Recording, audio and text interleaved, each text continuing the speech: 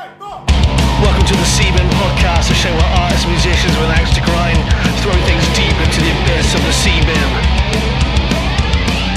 Transphobia, racism, ableism, anti-Semitism, sexism, and homophobia, it all gets dumped on the trash!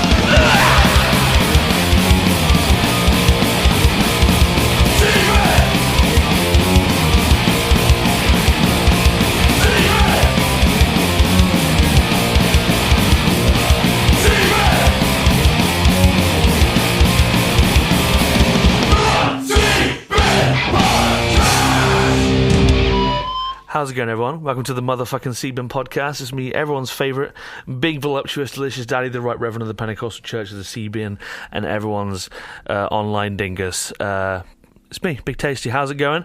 I'm joined today by a guest I've been looking to talk to for a while. He's been giving me friendly nudges while I've been away gallivanting with various bands and sitting in my pants and picking at my belly button. He's an I'd say a heavy metal academia nihilist. He's going to become a doctor in heavy metal. He rips and rocks in bands, like in the band Absent Signifier. He's got a glorious beard and a head of hair that would make Samson feel ashamed of his band. It's David Burke. How you doing, buddy? I'm good, man. So many of those descriptions were accurate, and that's great. We'll get into it in the last bit, but the reference to Samson is more than appropriate, So, really glad to be here. Really glad to keep poking you in the belly button or whatever it was. Yeah, I feel poked. You've been poking a lot. I saw you've done a few podcasts this week, huh? Yeah, I did. Joe from Kurikuma, he's just started one. Called Gut Spiller, so I just went on that, and then the day before that I was on a philosophy podcast spreading the good word about metal and what it does for people, but to the philosophy and theory crowd. Yeah, if you start going on more podcasts, you're going to turn into the Jordan Peterson of metal, but without all the horrible worldviews. I'm kind of aiming for I'd love it if I could be the Zizek of metal, That's fair. The sort of non-cursed version of Jordan Peterson. They're both media hawks, They're on something every day, but it's about what kind of media nutcase you want to be. Yeah. And it should be a left one, not a right one. That's the essential thing there. Do you think Jordan Peterson would go on a podcast about metal? He likes fucking Disney films and shit, doesn't he? That seems to be the main thing that he cares about and watches and talks about. Ah, I see. I didn't realise he was a Disney adult. There's so many clips where he's like, "Oh yes, Pinocchio, it's one of the best. Yes, great narrative," but he basically doesn't talk about good 20th century cinema. He never talks about Tarkovsky or Ingmar Bergman or anything like that. What the critics think a great film or the wanky critics think a great film is. No, he loves talking about they really ruined it with Frozen. They ruined everything by making a third wave feminist Disney movie. But I don't think he'd like metal. If a grown man wants to enjoy Pinocchio, then why the bloody hell can't I enjoy Pinocchio? Is that so? He starts crying. Well, he's fixated on it. He's fixated on it because because it performs the kind of narrative that he likes. But I don't think that kind of classic hero's journey thing really admits the idea of heavy metal too much. Metal is the dragon of chaos that him, the white knight of order, is sworn to defeat. That's what I thought. Let's talk about your band as well. Well, let's get away from the topic of that fucking human Kermit the Frog, Jordan Peterson. Yeah. You're in a band with someone who's been on the show before, other metal academic author, old T. Coles. How's that going? Tell us about Absent Signifier. What are you guys up to?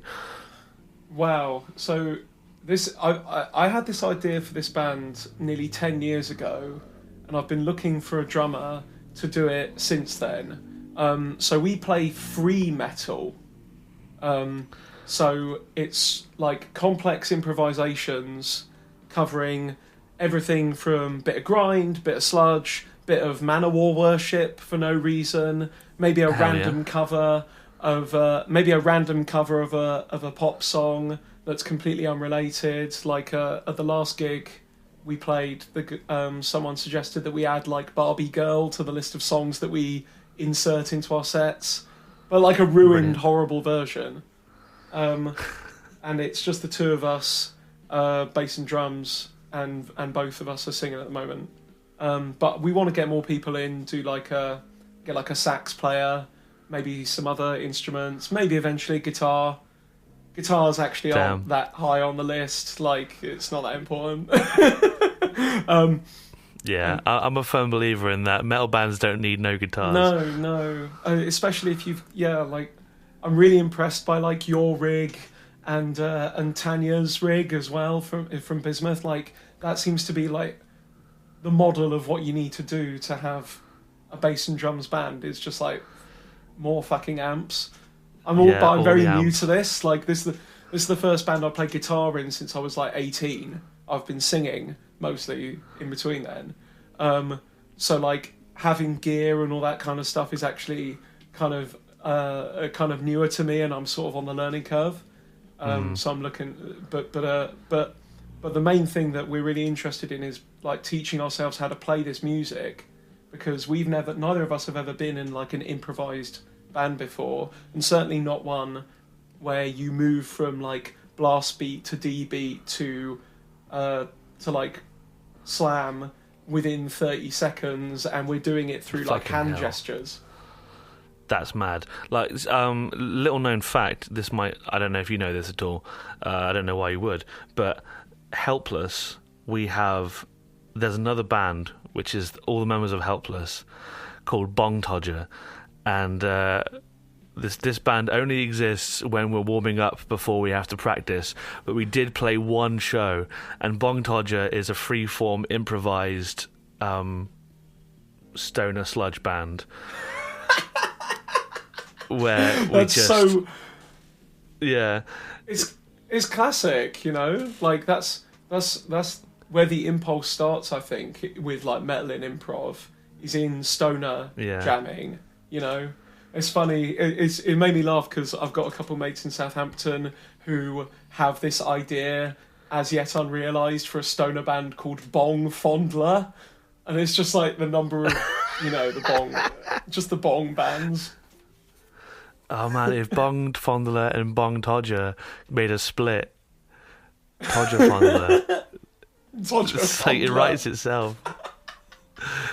Amazing. Oh my god, this is like next level penis music, you know. Oh mate, that could be the title of the split.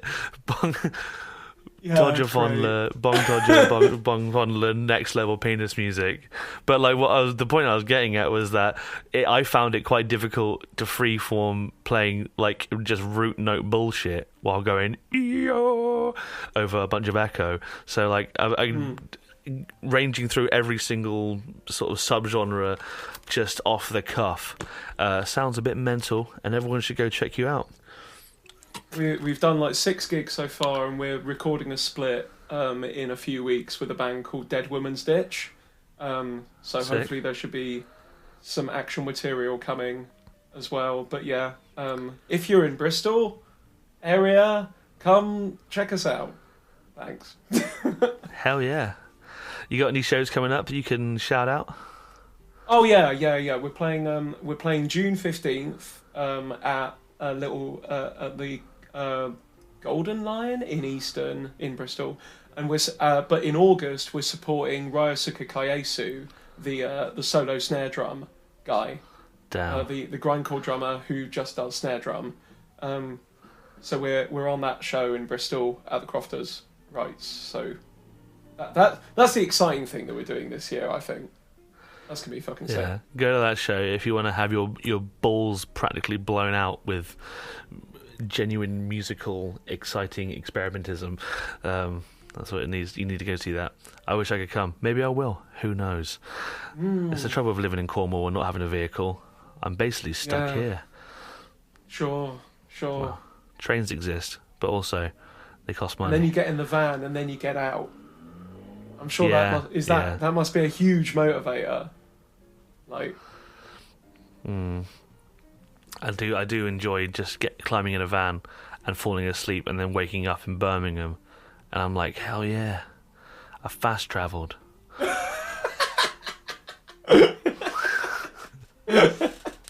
Yeah, I get that. Yeah, it do be like that. Right, well, we're here to do one thing. Well, four things, really. Well, 5 things if you include chit-chatting. Yeah, so we're going to throw some things into a bin. So let's get cracking with the proverbial knacking. And what's the first thing you want to bin in? Right, okay, so I want to preface all of this right now, okay? It was really hard for me to choose things to put in the bin, because as I thought about things that I dislike, I then thought about how much fun it is to dislike some of those things, and for that reason I couldn't let go of them.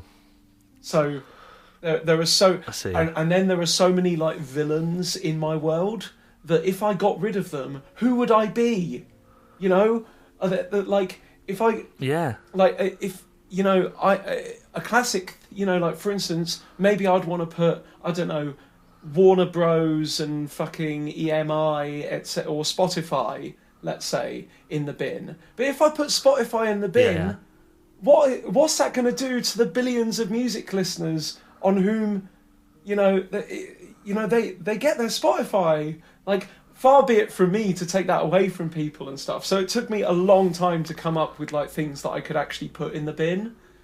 And the first thing that I want to put in the bin is that feeling when your hands are covered in grease or sweat or literally any liquid at all, in my case, and it gets in the webbing of your fingers and it just makes me want to rip my entire hand off. That's what I want to put in the bin first. Yeah, that's a horrible feeling. For many, many years, I had proper crispy little fish finger hands because I refused to moisturise because I just hated the way it felt. In that brief moment between application and absorption, where it just kind of lives in the fucking precipice between the top and bottom of your skin, and you kind of feel it, and you're just like, oh Jesus, I hate that so much. That's also why like I won't apply like hair products or like anything like that, because I have to then put it in my hand and rub it, and then I like need to wash my hands, like scrub it hard. I know Dave from Rash Decision has the same problem, but I'm moisturised now, but at great duress. Yes. So I feel you. That's my 2 cents. You want to give me your 2 cents? Oh my god. So like, this is like, I think one of my most noticeable autism spectrum type like stimulation or sensory issues is like, if there's something even sweat there for like more than a couple of minutes, I need to go and wash my hands. And it's just a constant like irritation that I feel like if there was some way to genetically engineer my skin so that it didn't, if it was like hydrophobic, you know, like some materials, like they repel all liquid. But then the problem with that would be that I wouldn't be able to sweat, and so I'd probably die from overheating. So you could pant like a dog. You know what? That's a great trade, and I'd happily accept it. Easy. Yeah. Coming from a horrible mouth breather, which most listeners of this show will attest to, like it ain't that bad, you know. No, I feel like if my tongue was like 3 times the size it currently is, firstly, there are so many advantages to that we can't actually discuss on this podcast for various reasons. But secondly, like... Oh, we can. Oh my god. You just... Think about how much peanut butter you could get out the jar in one go with a giant tongue. Like, it boggles my mind. Yeah, like, you would not need one of those... Yeah, you wouldn't need a crazy spatula. You could just fucking jar it straight. It just fucks me up that, like, the only thing that Gene Simmons is known, R.E. the giant tongue, is, like, for eating pussy. And it's like, there are so many other things that he could be getting done with that implement. you know? And I respect that as well, but it's also Yeah. like there are other things to eat, like arses as well, like you can't forget those. But also like, yeah, peanut butter. Nah, don't forget those. And you shouldn't. You shouldn't. No. But anyway, to return to the topic, yeah, I would definitely take the giant tongue that causes me to pant in trade for throwing my ability to sweat through my hands into the sea bin, which itself is in exchange for never having anything stick to my hands again. Do you know what? Another thing, I get the same feeling when I wear gloves, like cotton gloves, you know, like cold weather gloves, like latex gloves, not so much. I mean, it's wet, but at least I'm like I can take them off and feel more clean than probably what I was handling. But like when I wear like fabric gloves in like when it's cold, like cotton gloves or like wool gloves, I hate that feeling too. Like I rub my fingers together and it doesn't feel right, and I get all freaked out. Oh right, I'm not what the feeling isn't so bad, but the build up of heat and sweat is awful. And like I have to like take the gloves off, now I'm putting them back on. Now I'm thinking about fingerless gloves. Now I'm ripping through the fingerless gloves because I enjoyed them too much, and I'm just like ruining them. It's like it's a constant panic, you know, like this is like the classic problem in photography of where do you put your hands. You know, for thousands of years we didn't have to worry about where we put our hands in a photograph. We've only had to deal with this strategically in like the last 150 years, and we're still mostly pretty bad at it. And yeah, like I feel like just my hands are generally very annoying to me. They don't always, you know, they don't move up the guitar neck in the way that they're supposed to. They're itchy, and they sweat.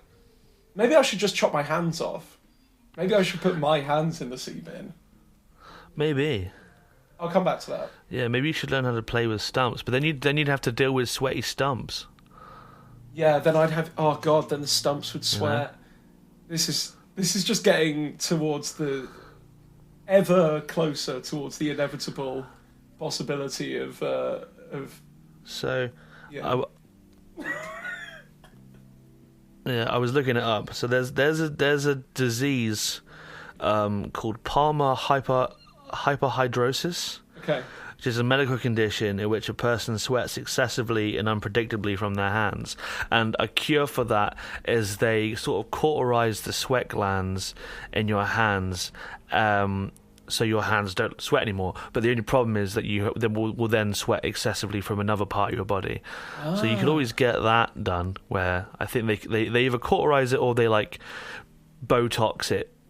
Like so, like it fucks with the pores, and then you'll like sweat from your forehead or something. Cool, that's also a good trade. I'm thinking about it. Yeah. Yeah, I mean it's like I think maybe because that's like, you know, people get surgeries for all kinds of things, you know, cosmetic reasons. Yeah. People get like LEDs under their arms and shit, like. People get magnetic implants. It's all coming, you know. I'm for it, you know. It's good. I'm all for. I've seen people put their their debit card contactless chip in like their thumb tip, and I'm like, that's dangerous. I think that's silly though, because like you're just asking for trouble with that. I feel like some of them are fun, but then like anything, you know, like. Not only is that getting eerily close to the thing that all of the Christians were complaining about, like the Book of Revelation, that the mark of the beast will be like this thing that you use to exchange money, and it's in your hand and your arm. Right. That's one of the lines in Revelation, and people got really into like I see. RFID. There was a big conspiracy around RFID scanners in the 90s because it was too similar. Firstly, it's a bit like that, but it's also just like. Wait, can you change the credit card or what? Are you stuck with that one bank forever?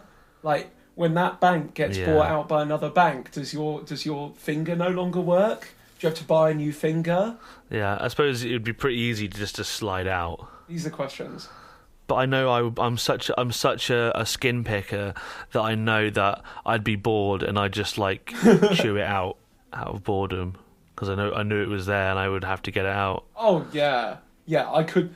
I'm also a big picker, and I don't think I could I don't think I could deal with that. Like, I wonder about tattoos and stuff. Like, if because I haven't got any right now. And part of the reason is I think I would just like scratch them off immediately after getting one, and it'd be horrible. It's fair. It's fair. I hate having sweaty hands. I hate having dirty hands. I'm always washing the hands, always brushing the teeth too. Like nothing worse to me than having a sweaty hand and a furry tooth. Furry tooth. I don't know why I said it like that. But anyway, I think I'm going to throw it in. I'm sure there's lots of people that don't mind, but I think they don't. If they don't mind about the feeling of sweat, they're not going to mind about not having the feeling of sweat. I can't believe there's going to be anyone out there that's like, oh no, I love the feeling of squelchy shit between my fingers. So I think I'm safe to throw this in the bin. Listen for the splash. In it goes. Bickety bam, 1 for 1. There you go. There you go. Nice. How do you feel? I feel really good that like my sweat glands have immediately stopped and like my hands feel dry in a way that I've never experienced before. I can already sense the incredible itchiness that is to follow, and that's going to be like a new drama that I'll deal with some other time.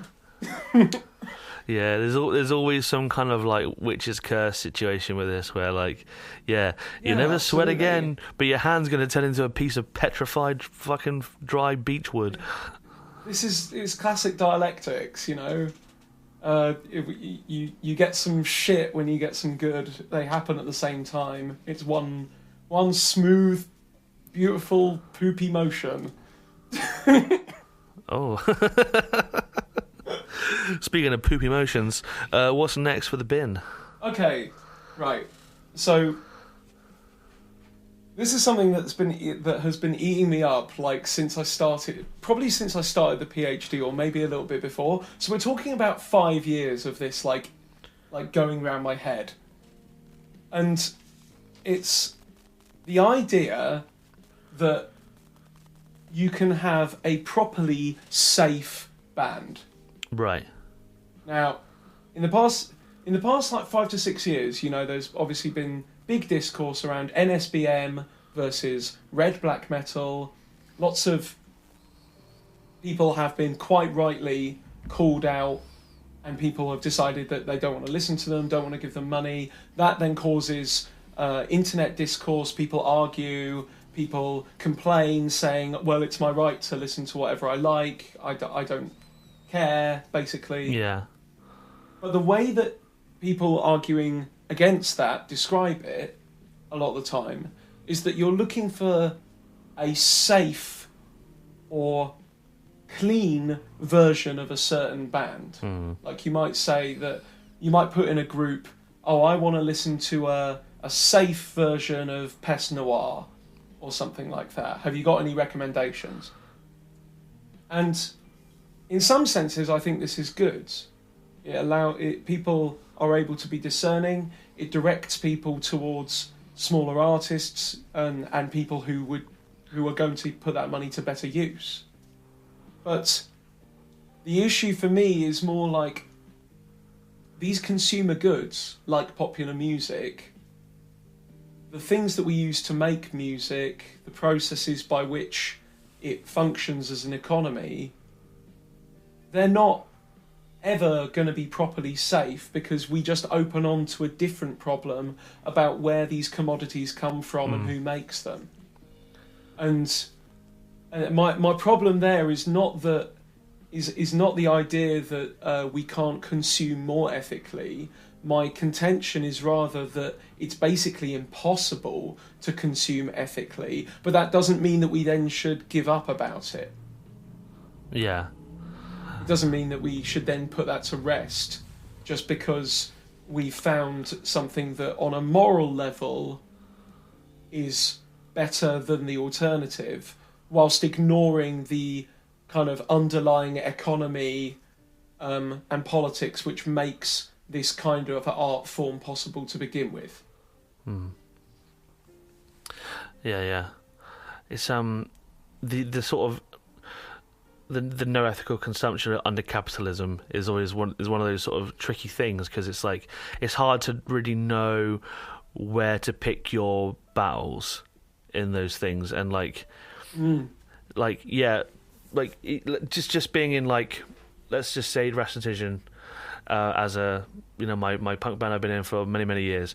We can talk about and try to bring attention to all the things that we deem to be politically correct and be on the right side of history, but like that doesn't mean that we're not putting loads and loads of diesel fumes into the air by driving thousands of miles to play shows. To do that, buying food at petrol stations, eating junk food, stopping at McDonald's, these things are avoidable, but they are also part of it.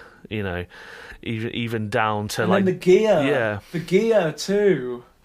Yeah, even going down to the really small level of the precious metals that are inside the microchips inside our pedal board were probably mined by slave labor in a fucking another country.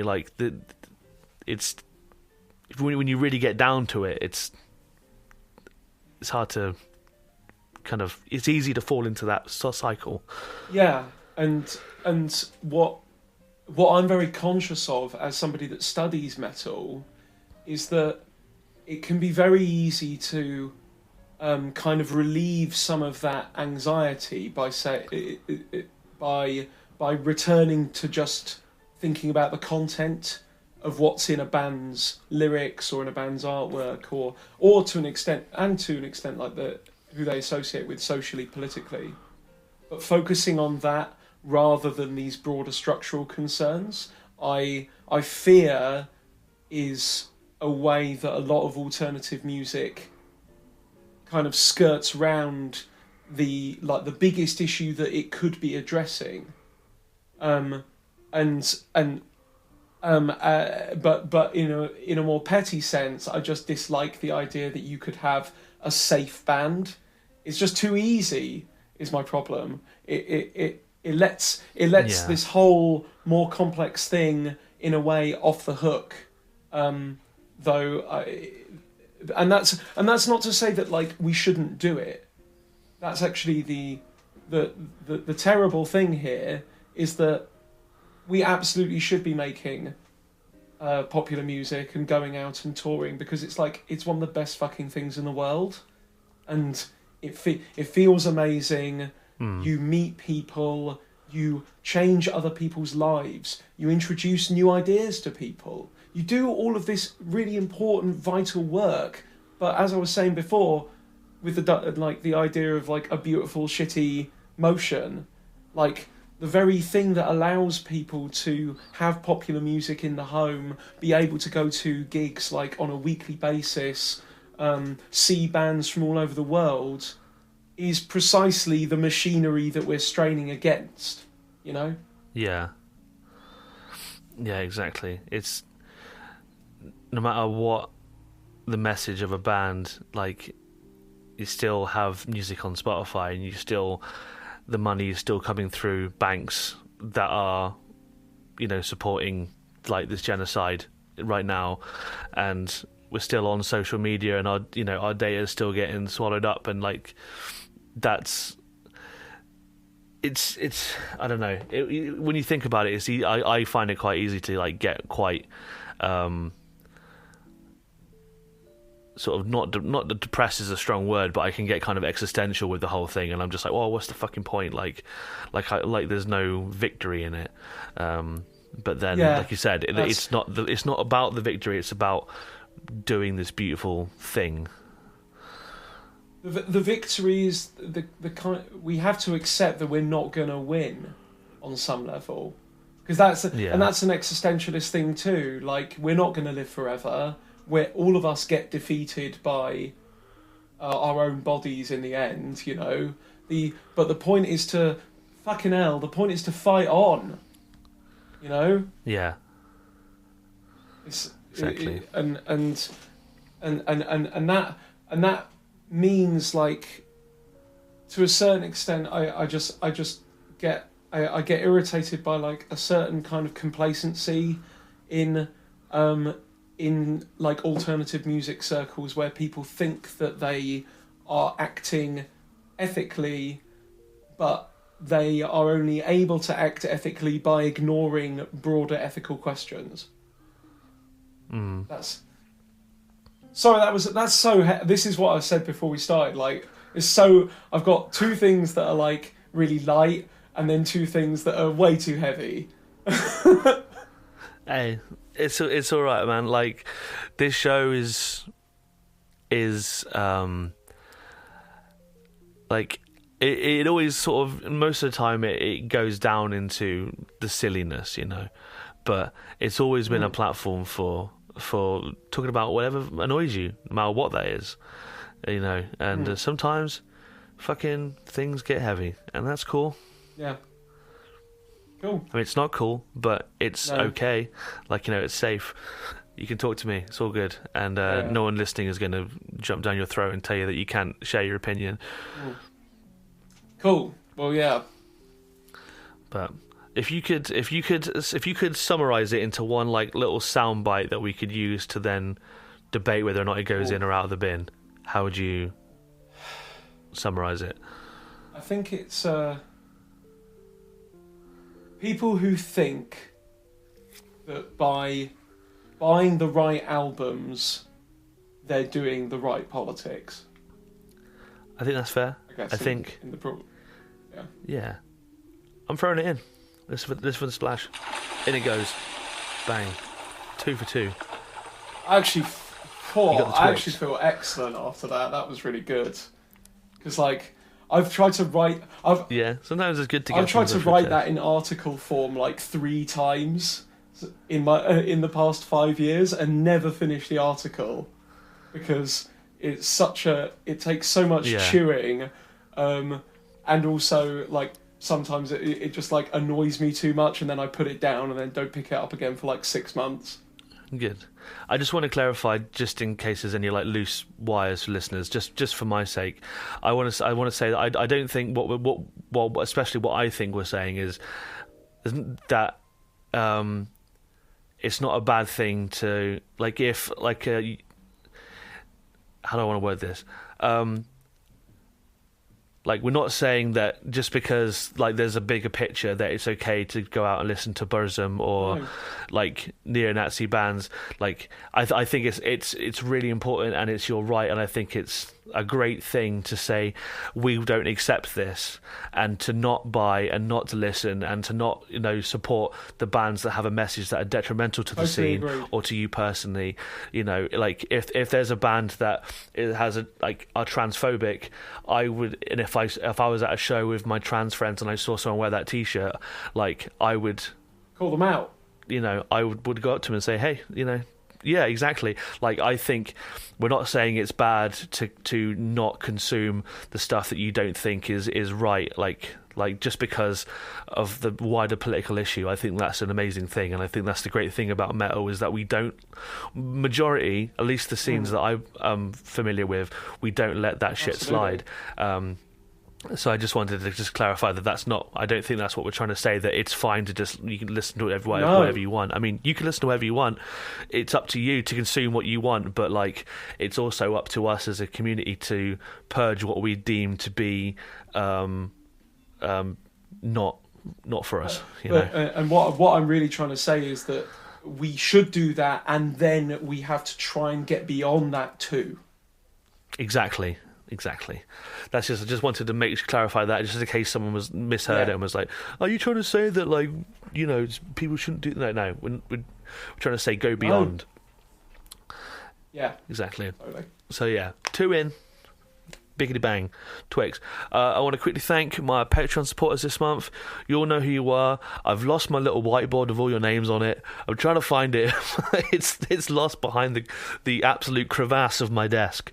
So thanks for all those who support on Patreon. If you want to go and check it out, I'm trying to do better, post more on there. There's lots of bits and bobs on there, but just like throwing a quid here and there, it really helps me, but no pressure. I'm going to keep doing this regardless.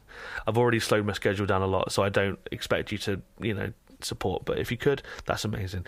But what I like to do, David, is I kind of think of games and like ask questions and stuff. And I saw something. It was like a video from another podcast. I can't remember what it was. I feel bad I'm not crediting them properly. I'm sure this isn't their idea. But they had this game where they had a budget of £20, and there's 4 categories: a guitarist, a bassist, a drummer, and a vocalist. And there's different guitarists. One's worth a £5, one's worth £4, one's worth 3, 2, and 1. And we're going to go through and we're going to blindly build a band with our £20 budget. So I thought, let's both build a metal band. Obviously, I know what's coming, so I'm going to let you have the first pick of each draft. So I can't then pick, to try and save money for who's coming later. Oh, cool! We're doing drafting. Yeah. Oh, we're doing drafting. This is great. Well, it's more. I've got 5 choices, and you can pick your one, but you need to try and budget yourself for your band. I've sort of picked random things from different genres. And at the end, we'll name the band. We'll see who's got the better band. Great, let's go. I've got a pen now. All right, so let's see if the Doctor of heavy metal and the Chungus of heavy metal can build something together here. Right, so we've got a guitar player. For £5, we've got Chuck Schuldiner of Death. Right, for £4, we have Dimebag Darrell. For £3, we've got Kurt Ballou of Converge. For £2, we have KK Downing of Judas Priest. And for £1, we have Lee Malia of Bring Me the Horizon.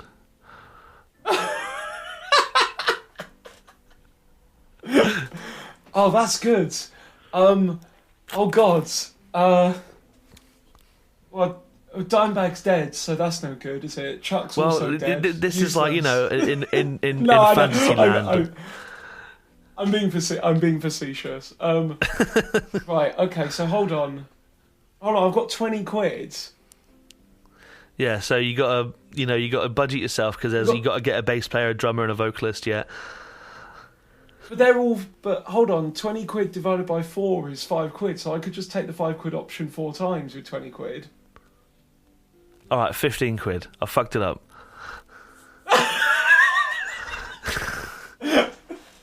I think I'm still going to take Chuck. For guitarist. KK Downing got so annoying, He did. I'm going to take Kurt. I'm going to take Kurt Ballou as my guitarist. I thought that was a great value option, to be honest. Because he kind of does it all, really. Like, he, you can play fast, you can play slow. I feel like you get a lot of for £3 as well. Like, that's just a lot of guitarist for £3. Yeah. Plus, he'll record your album too, and it'll be sick. Right, we're going to move on to the bass players. Right. Okay. You ready? For £5, we have Geezer Butler. Okay. For £4, we've got Cliff Burton. For £3, we have Troy Sanders of Mastodon fame. For £2, we have Shane Embry of Napalm Death. And for £1, we have Dave Ellison of Megadeth. Known camera wanker, Dave Ellison. Yes. And now, here's the thing, bro. I feel like I would take Troy here as a pairing for Chuck. I feel like right. Geezer and Chuck. No offense to Geezer Butler, but I'm not sure he can keep up with Chuck Schuldiner's pace. Yeah, no, I agree. It's 2 different vibes. So I think I'm going to take Troy for £3. That's fair. I think I'm going to take Shane. What about you? I'm going to take Shane Embry on this one. So I'm pretty budget so far. That's a good fit with Kurt as well. We're making we're making concerning aesthetic choices here. Well, Shane and Kurt have got a relationship already. I think they've released a split, and I think they've done tours together. Right. So I think they've got a good camaraderie there. But Troy and Chuck, I think, would make something pretty sick. So I've spent a fiver, you spent Yeah. £8 so far. I've spent £8 So- on fucking flashing it about. Yeah, man. Pimping. Right, so on drums. For £5, we have Danny Okay. Carey of Tool. For £4, we have Dave Lombardo. For £3, we have Cody Willis of Big Business, Melvins, and High on Fire.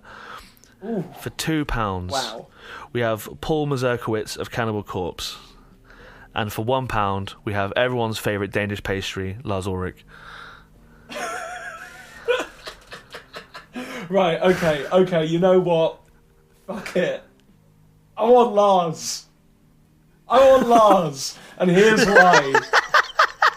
No, you do not. I want Lars, and here's why. Okay. Right, give me it.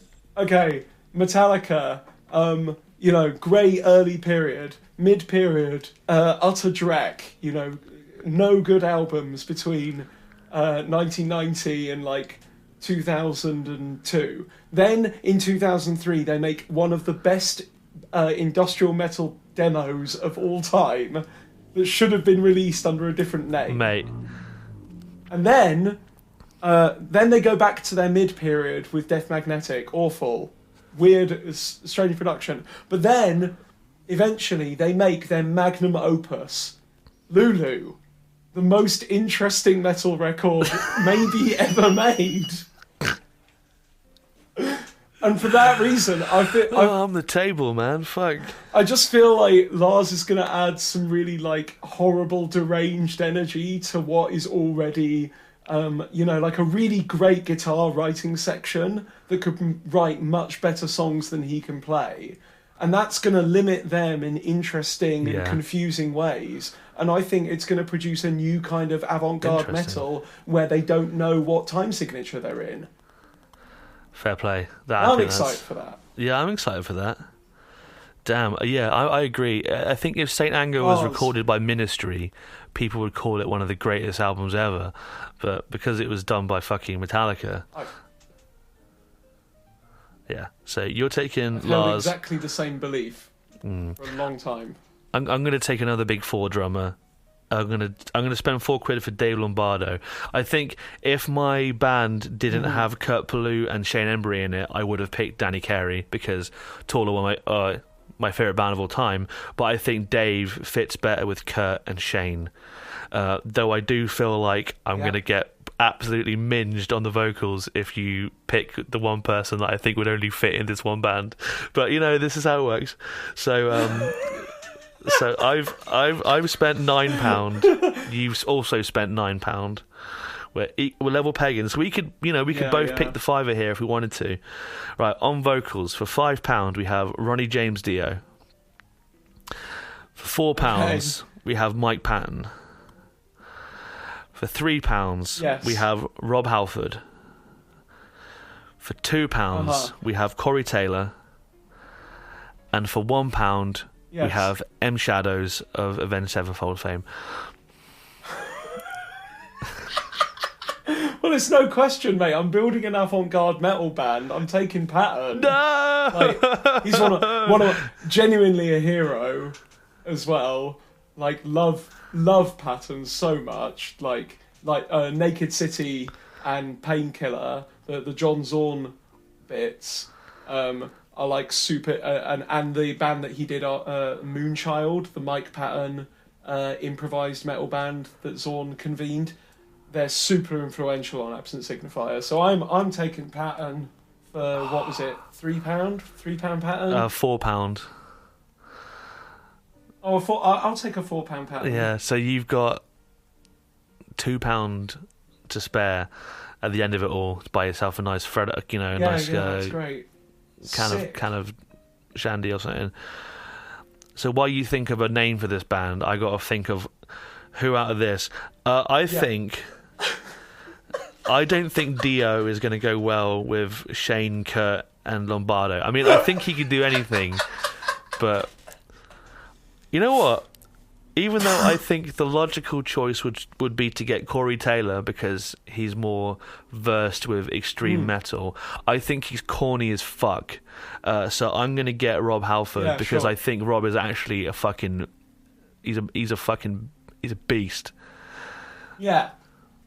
And he'd figure out a way to make his style work with, like, what is obviously a grindcore band.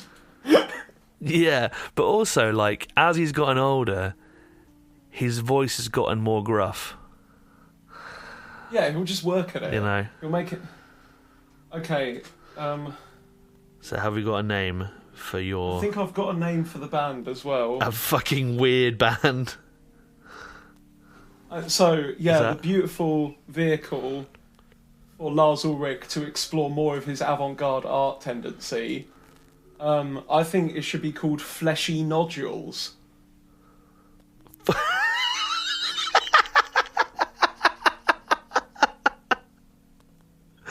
Fleshy Nodules? Yeah. Damn. Fair play. And what do you think? What about your band? See, I want to think of like a serious name, but then you say Fleshy Nodules, and I'm like, well, shit, you know. But then again, your band fits Fleshy Nodules. Mine doesn't fit Fleshy Nodules. I'm looking through my phone's like notes, because sometimes, like, if I think of a band name or a song title, I just like will write it down in my notes without any no explanation. Yes, good. Oh, I found a note that says "Sledgehammer in God's Toolbox." I don't know where the hell I heard that. That could actually be pretty close for what you're talking about. I don't know. Yeah, it's a bit long. It's a bit of a Fall Out Boy song title, but Sledgehammer in God's Toolbox, Kurt Ballou, Dave Lombardo, Shane Embry and Rob Halford. I think that would be fucking hard as fuck. I actually kind of think that would be amazing, because that's also a new frontier for metal. What has metal not tried to do? Power grind.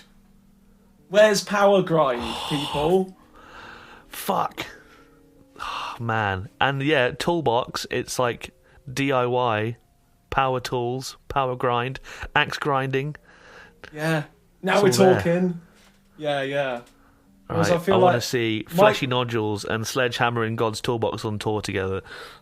I want to see that back to back, because I feel like that would be it would be just such a bad tour. You know, nobody's getting along on that tour bus either. Like, Lars is there, so that just makes everything worse from the off, and then like, Patton is like annoying everybody, doing like his weird vocal tics at like 4 a.m. Yeah, it's great. I can't wait to see that tour bus. Could you imagine Lars trying to have small talk with Shane Embry? Oh my god, that's awesome. That's so good. So like, you're in Napalm Death, huh? So you guys like play like real heavy metal stuff, huh? Like how'd you, like, Napalm? That's pretty fucking heavy, man. Like, shit, fuck. That's like, and Shane would be sitting there like trying to like play Warhammer or something. Like, leave me alone. Or Lars tries to relate to the other people on the bus by saying, "How many pieces of modern art do you own?" Yeah. Like, how's your investment profile doing this year? Mine's good. Yeah. Just asking so normal how many questions. sharks do you have in your solid gold shark tank? What exactly? So who's doing well out of the Apple stock price increases? Because I'm doing great. Oh god! Right, well, while we're thinking of horrible things, let's I like that. I might have to use that one again at some point. Let's continue with the binage. Hit me with your third bin. Right. Please, okay. Sir. This is a kind of double. I've somehow put two in at the same time, but it's a joint tie for bread sauce and salad cream. Fucking what is it with British cuisine? I don't understand it. And these are like iconically British foods. They're like particularly British versions of other things, and I fucking hate them. bread sauce in particular sounds very made in the Blitz territory. Like, it's very like stiff upper lip, like, we got nothing, bread sauce. But then it's like, for that to be then like romanticized, that's my beef with it, I guess. It's also like, salad cream is clearly such an inferior version of something else, and it looks like, and has the consistency of paint. That fucks me up. Like, it's not gooey. It's just runny. That's disgusting. Who allowed that? And then bread sauce has the opposite problem. It's not runny enough. Who the fuck is putting these lumps in there? But I think, as I'm alluding to, this is all part of a kind of more general issue where, I'll cut right to the heart of this, and this is why I brought up the Samson thing earlier, right? I'm Jewish.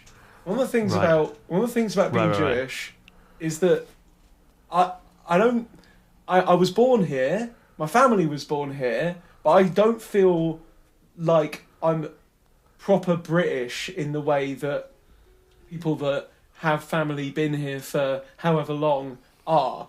There's like a little bit of this cultural gap, and that manifests in part in, on the one hand, my fetishizing of certain British foods like black pudding because it's like fucking amazing, because it's like, partly because it's like the least kosher thing possible. Not only is it pork, but you're not meant to eat blood either, and it's metal, because it's black and it's made of blood, so it's metal. Yeah, it's goth pudding.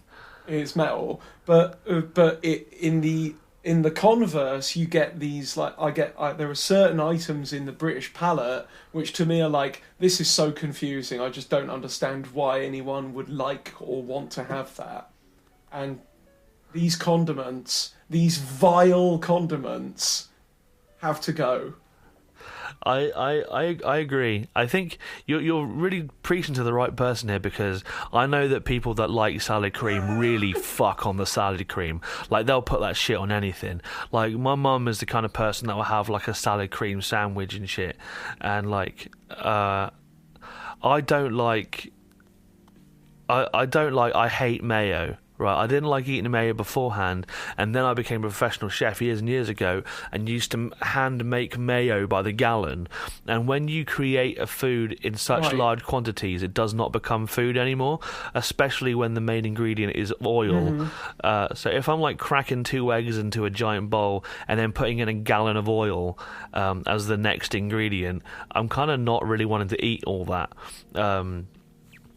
So I'm kind of like I'm not, just because of my aversion to mayo, I don't like white sauces in general. So like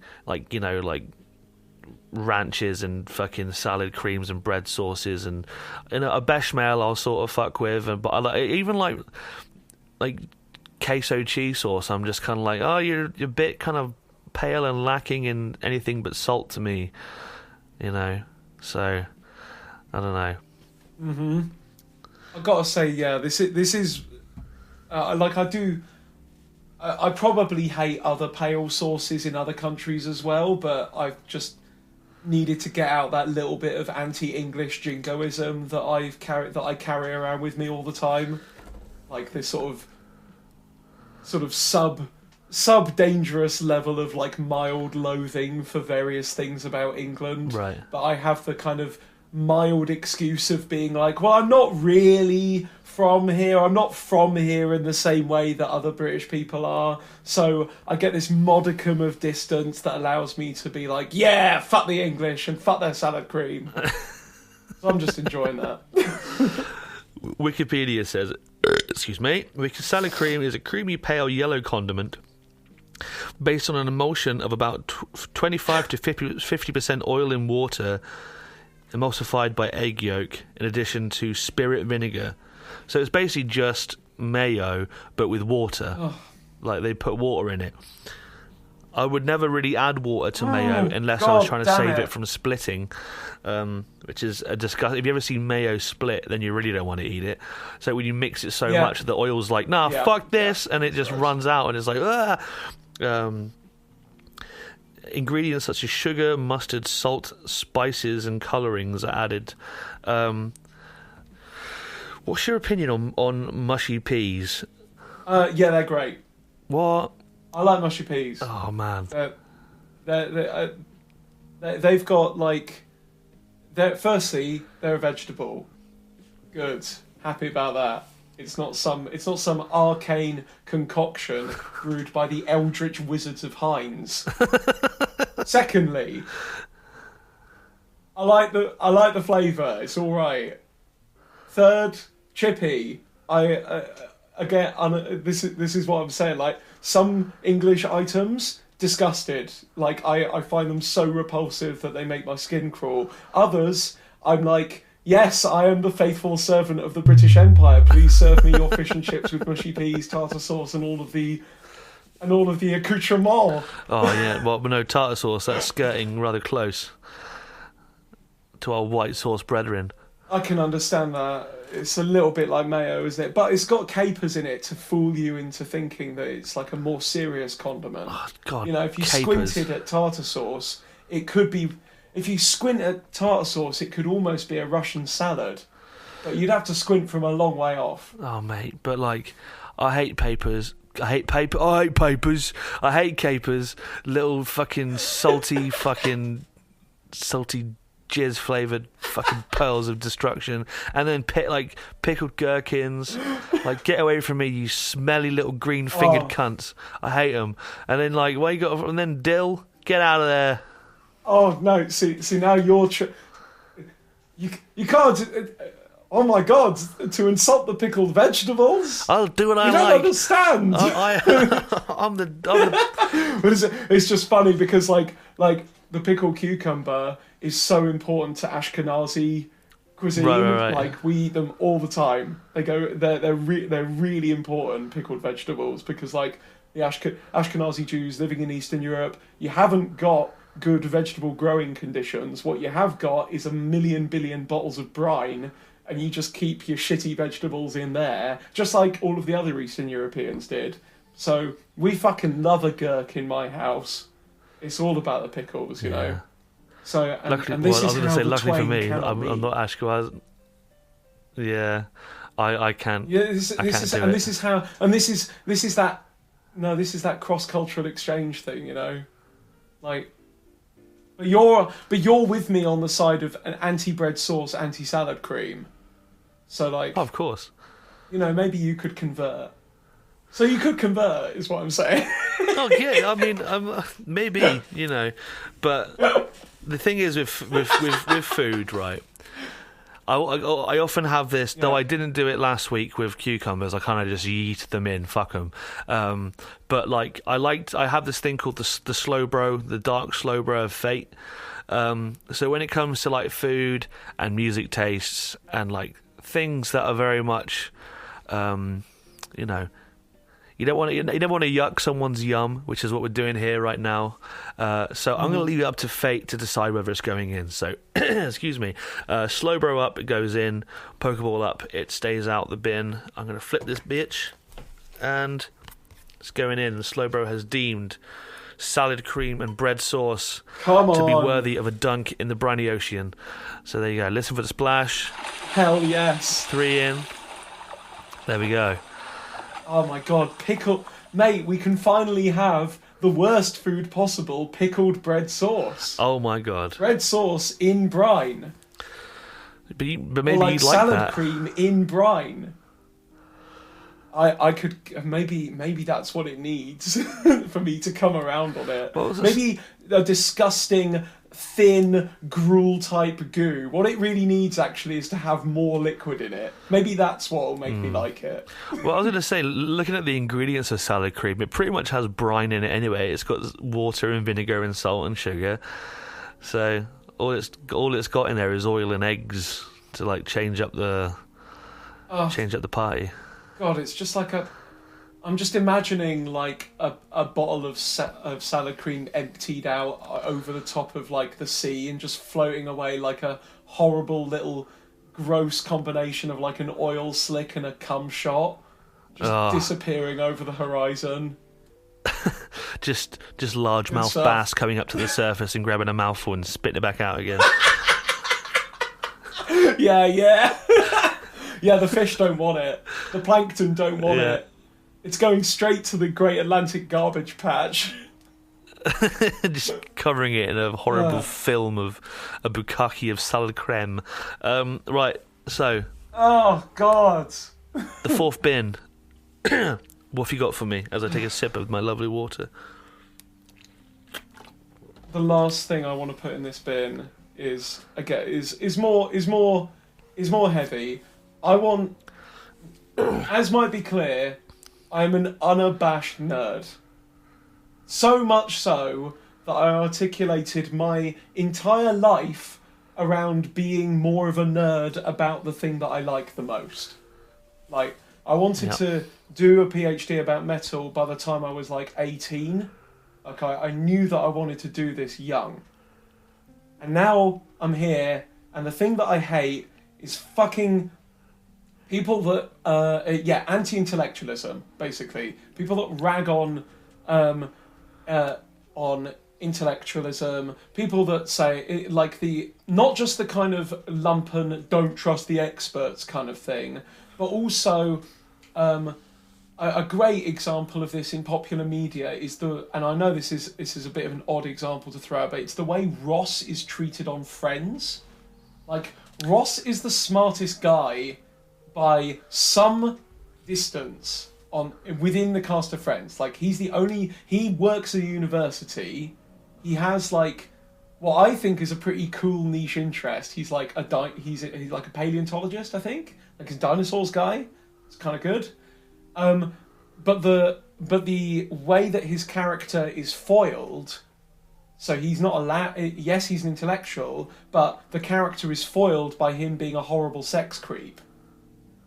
And as an intellectual who's, like, not a horrible sex creep I've never, like, done, like, at least 30% of the things that Ross has done. In a broader sense, it's just like, let people be as nerdly as possible. In fact, encourage the nerdliness. More of that. The reference to Ross, I did always think that when I was watching it growing up, it was like, oh, I've got one sort of intelligent, smart character, but yeah, he's also the one who's the biggest fucking weirdo. It's sort of, if we're quoting kind of shit sitcoms, it's sort of the same with all of the Big Bang Theory.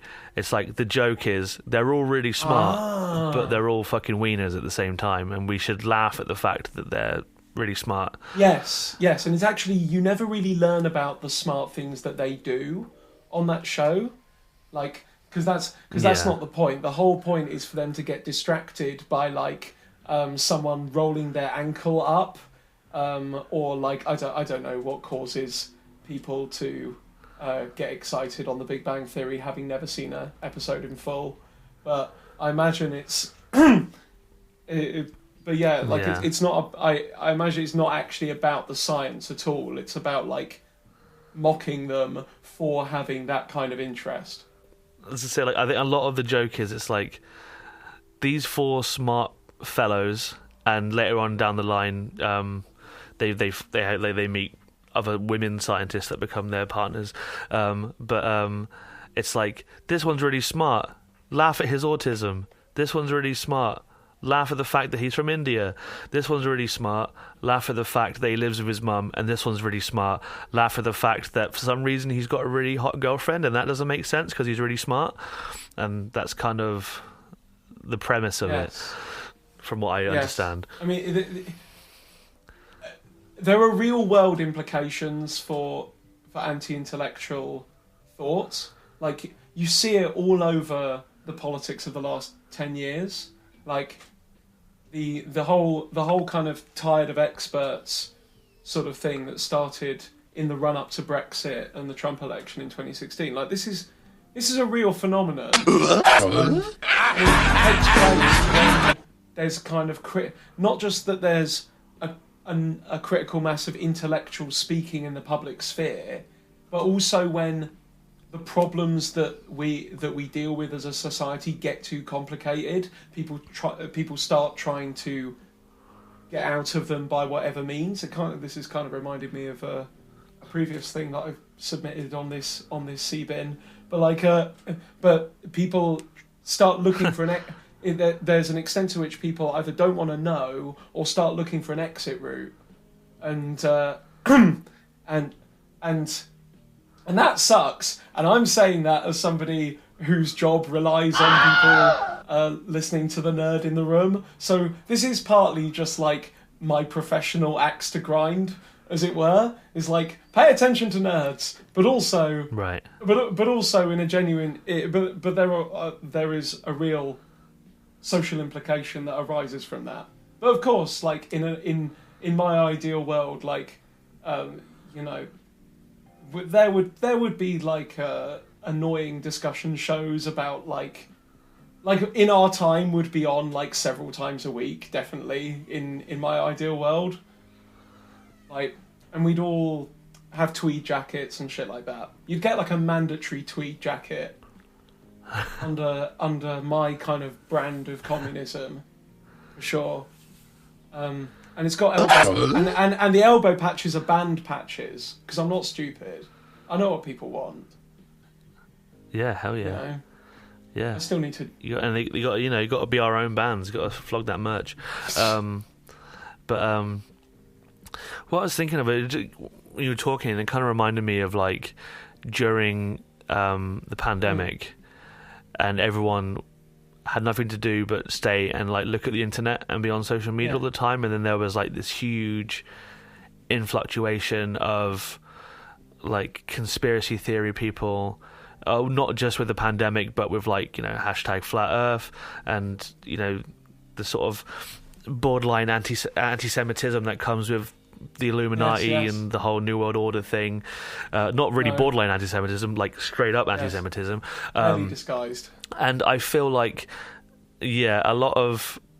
They're in the position where I think they felt that a lot of people felt that they weren't being listened to because they were in this desperate time, and the people whose job it was to know the truth and the real answers and to spread the messages and tell people what they should do and what the answers were became the enemy, because they were sort of telling people things they didn't want to hear, and they would then look online and get other answers from people who were probably very intelligent but were sort of cosplaying this sort of blue collar persona to speak to the masses to get them to believe a certain thing. And I think that's only bred more sort of like, well, you can't trust what the scientists say because the scientist works for the government and the government is evil. It's like, you know, I'm not saying the government isn't evil, but what I'm saying is it's like, if that's your way of thinking, then you're never going to trust anyone whose literal job it is to know these things ever again. And the thing... That's my thinking. Yeah, it makes me think of a couple of things. The first is like, in a way, the conspiracist understands something quite important, which is that the expert isn't impartial.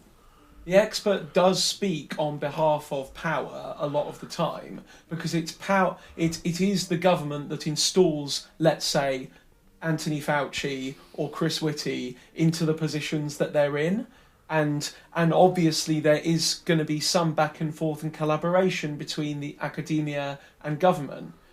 Fine, but they then depart from that to this like radically cynical position where you can't trust any academic, any government official, because to them the whole thing is corrupted and there's no point in engaging with it at all. Like, and as you say, like over the years since then, it's only gotten more extreme. Like I'm in a few like conspiracy groups on Facebook because like I like seeing what people are thinking and occasionally getting into pointless arguments with them, but the levels of like cynicism that you see there and are so wild now. Like it's literally, well, if I haven't seen it with my own eyes, then it's not real.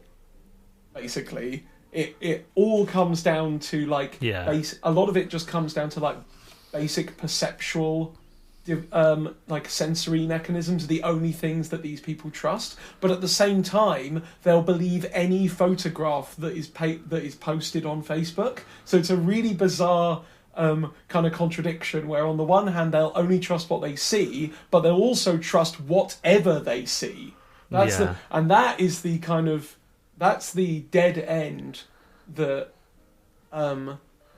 anti-intellectualism offers, is like a complete rejection of like formal kinds of knowledge, and it leaves you like not only bereft but also a complete sucker, someone who will fall for a post that is of like a giant door with the text caption saying giants used to live on planet Earth and that's why we build doors this big in old buildings so that the giants could walk the giants can walk through them. Yeah, I love those groups. They're some of my favorite groups on Facebook. But it bespeaks this kind of complete detachment on the part of many people from any kind of real intellectual pursuit, and a slide into complete paranoid insanity.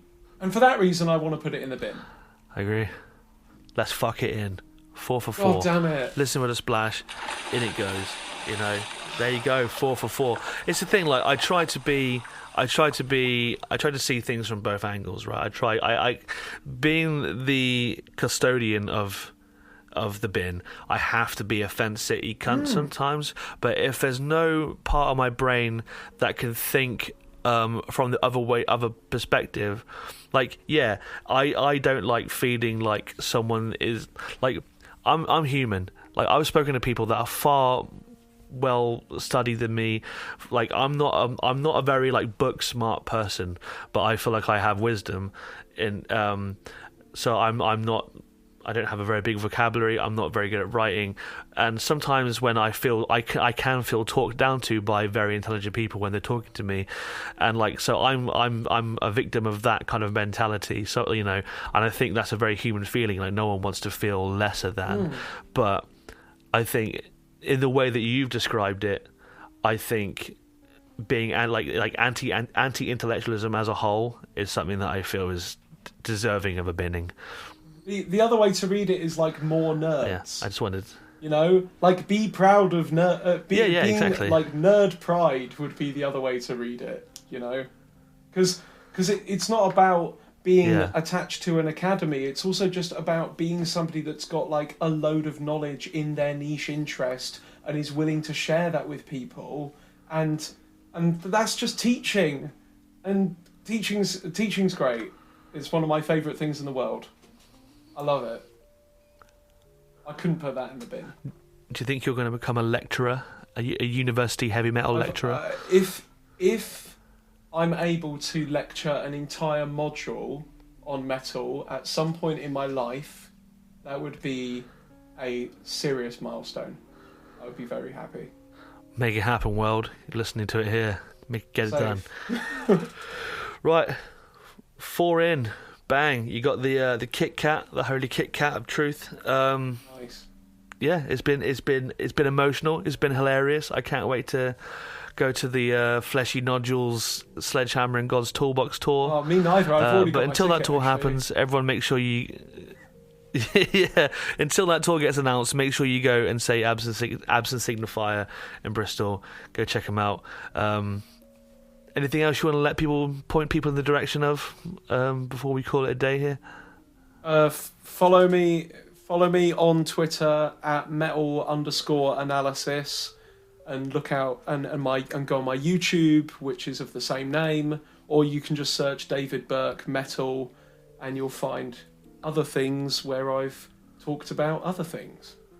Brilliant. David?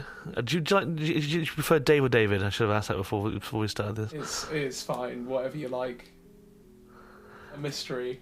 All right, Davo. Well, cheers for really, it's been really lovely to catch up. I think the last time I saw you was in a Burger King in Southampton, where we were both exhausted. So it's nice to actually sit down and have a chin wag. Really appreciate what you do and what you have done for the community. And I look forward to seeing what you do next. And hopefully I'll see you on. Hopefully we'll be playing together at some point. That'd be really sick. And yeah, thanks for listening, guys. Cheers. Thanks, Simon. That was fucking sick. Yeah, cheers. You're welcome. The audio pause right at the end there. Actually, I'm going to keep that in. I'm going to say goodbye now. Cheers, guys. I'll see you next week. Love you. Bye. Right, I'll end it there.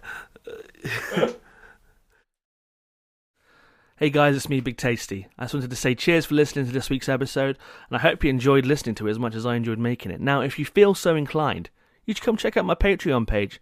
You can sign up for as little as £1 a month and you get weekly exclusive video tier lists and monthly mail-outs with things such as stickers and fabric patches, zines and art prints.